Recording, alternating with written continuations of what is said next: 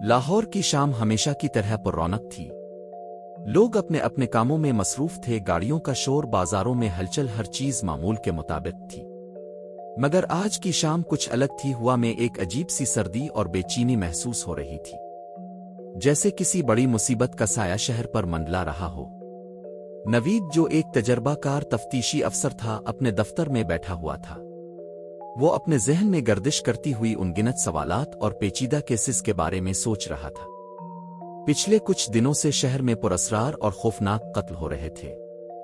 کسی کو کچھ سمجھ نہیں آ رہا تھا کہ قاتل کون ہے اور اس کا مقصد کیا ہے۔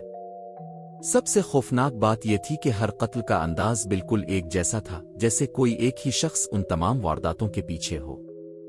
ہر مقتول کی لاش پر ایک چھوٹا سا زخم ہوتا تھا، جیسے کوئی معمولی چھری سے وار کیا گیا ہو۔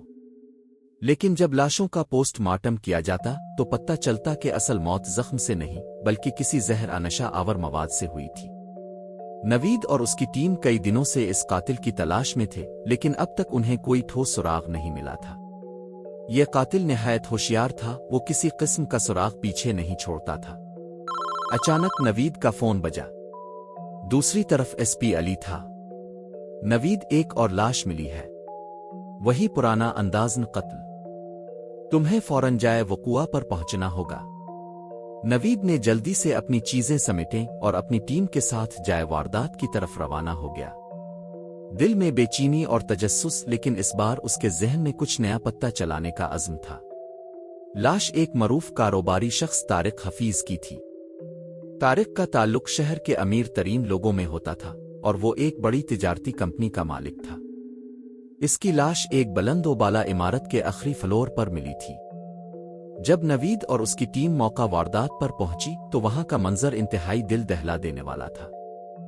طارق کا جسم بے جان حالت میں فرش پر پڑا تھا اور اس کے چہرے پر خوف کے آثار صاف دکھائی دے رہے تھے، جیسے وہ اپنی موت سے پہلے کسی بڑی دہشت کا شکار ہوا ہو۔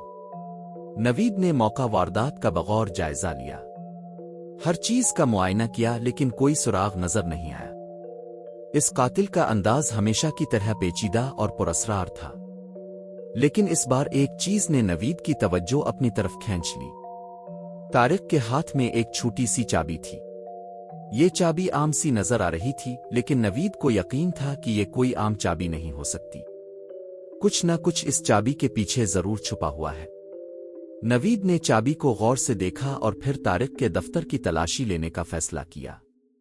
دفتر میں سب کچھ معمول کے مطابق تھا، لیکن جب نوید نے طارق کی میز کی دراز کھولی تو وہاں سے ایک لفافہ برآمد ہوا۔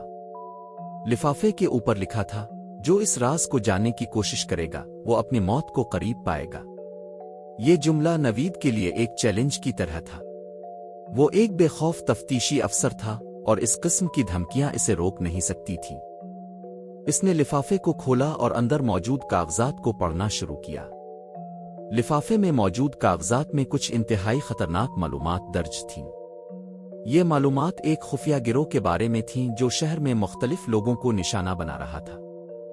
اس گروہ کا مقصد طاقتور اور دولت مند لوگوں کو بلیک میل کرنا اور ان سے اپنی مرضی کے مطابق کام کروانا تھا۔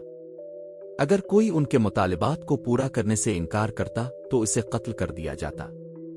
طارق حفیظ کی موت بھی اسی گروہ کا نتیجہ تھی، لیکن سوال یہ تھا کہ یہ گروہ کون چلا رہا تھا، اور یہ کیسے ممکن تھا کہ اتنے طاقتور لوگ ان کے شکنجے میں پھنس جاتے تھے۔ نوید نے طارق کے کاروباری حلقوں اور اس کے قریبی لوگوں سے پوچھ گچھ شروع کی۔ سبھی نے ایک ہی بات کہی کہ طارق پچھلے کچھ دنوں سے انتہائی دباؤ میں تھا۔ وہ ہمیشہ کہتا تھا کہ کوئی اس کا پیچھا کر رہا ہے، لیکن وہ واضح طور پر کچھ نہیں بتا رہا تھا۔ نوید کو جلد ہی پتہ چلا کہ طارق کا ایک قریبی دوست جاوید اس کیس کی کلید ہو سکتا ہے۔ جاوید نے نوید کو بتایا کہ طارق اکثر ایک پراسرار جگہ جایا کرتا تھا جو شہر کے باہر ویران اور سنسان علاقے میں واقع تھی۔ نوید نے اس جگہ کا رخ کرنے کا فیصلہ کیا۔ یہ عمارت شہر سے دور ایک پرانی خستہ حال عمارت تھی۔ عمارت کو دیکھ کر ہی اندازہ ہو رہا تھا کہ وہاں کئی سالوں سے کوئی نہیں آیا تھا۔ دروازے اور کھڑکیاں ٹوٹے ہوئے تھے اور اندر گھاس اور جھاڑیاں الفاگ آئی تھیں۔ نوید اور اس کی ٹیم نے عمارت کے اندر تفتیش شروع کی۔ جگہ جگہ پرانی چیزیں بکھری ہوئی تھیں، لیکن کچھ دیر بعد ایک کمرے میں الماری نظر آئی جس میں تالا لگا ہوا تھا۔ یہی وہ لمحہ تھا جب نوید کو وہ چابی یاد آئی جو طارق کے ہاتھ میں تھی۔ اس نے چابی نکالی اور الماری کا تالا کھول دیا۔ اندر ایک بڑا لوہے کا بکس تھا۔ نوید نے بکس کو کھولا اور اندر کچھ انتہائی اہم دستاویزات موجود تھیں۔ دستاویزات میں ایک فائل تھی جس میں شہر کے کئی بڑے اور اہم لوگوں کے نام درج تھے۔ یہ وہ لوگ تھے جنہیں اس خفیہ گروہ نے اپنے جال میں پھنسایا تھا۔ فائل کے ساتھ ساتھ کچھ تصاویر بھی تھیں جن میں طارق اور دیگر مقتولین کی خفیہ ملاقاتیں دکھائی دے رہی تھیں۔ نوید کو سمجھ میں آ گیا کہ یہ قتل صرف ایک شخص کا نہیں تھا بلکہ ایک منظم گروہ کا کام تھا جو بہت سے لوگوں کو اپنے قابو میں کر رہا تھا۔ نوید نے ان دستاویزات کو غور سے پڑھا اور سمجھا کہ یہ خفیہ گروہ نہایت ہی شاطر اور منظم تھا۔ انہوں نے ایک منصوبہ بنایا ہوا تھا کہ کس طرح لوگوں کو بلیک میل کریں اور کیسے ان کے انکار پر انہیں مار ڈالیں۔ لیکن سب سے بڑا سوال یہ تھا کہ اس گروہ کا سربراہ کون ہے؟ نوید نے ان دستاویزات کی مدد سے مزید تحقیقات کی اور ایک نام اس کے سامنے آیا، ذیشان۔ ذیشان ایک پرانا مجرم تھا جو کئی سال پہلے پولیس کی نظروں سے غائب ہو گیا تھا، لیکن اب ایسا لگ رہا تھا کہ وہ دوبارہ سامنے آیا ہے اور اس خفیہ گروہ کا حصہ بن چکا ہے۔ ذیشان کو پکڑنا آسان کام نہیں تھا کیونکہ وہ ہمیشہ اپنی شناخت چھپا کر رکھتا تھا، لیکن نوید اور اس کی ٹیم نے اس کے تمام ممکنہ ٹھکانوں کا سراغ لگانا شروع کیا۔ کچھ دنوں کی محنت کے بعد نوید کو ایک خفیہ اطلاع ملی کہ ذیشان ایک مخصوص جگہ پر موجود ہے۔ نوید اور اس کی ٹیم نے فوراً اس جگہ کا رخ کیا۔ یہ ایک اور ویران عمارت تھی جو شہر کے باہر واقع تھی۔ نوید نے پوری تیاری کے ساتھ وہاں دھاوا بولا۔ جب نوید اور اس کی ٹیم عمارت میں داخل ہوئی تو اندر کا منظر خطرناک تھا۔ ذیشان اور اس کے ساتھی مکمل ہتھیاروں سے لیس تھے۔ فائرنگ کا تبادلہ شروع ہو گیا اور کچھ دیر بعد ذیشان اور اس کے ساتھیوں کو گرفتار کر لیا گیا۔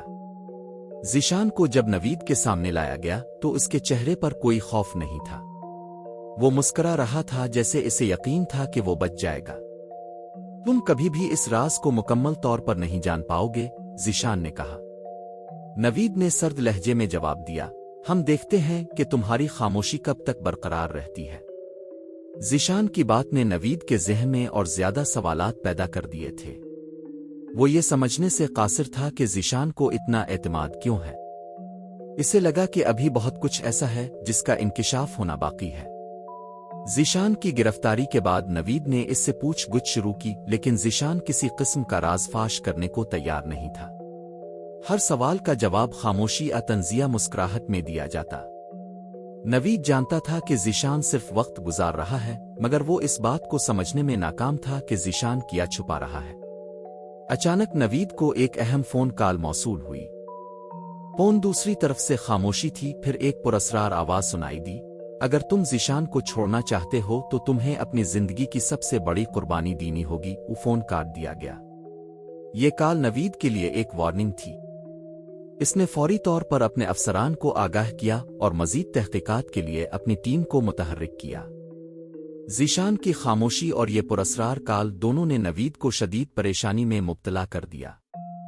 کئی دنوں تک ذیشان کو حراست میں رکھنے کے باوجود کوئی خاص معلومات حاصل نہ ہو سکے۔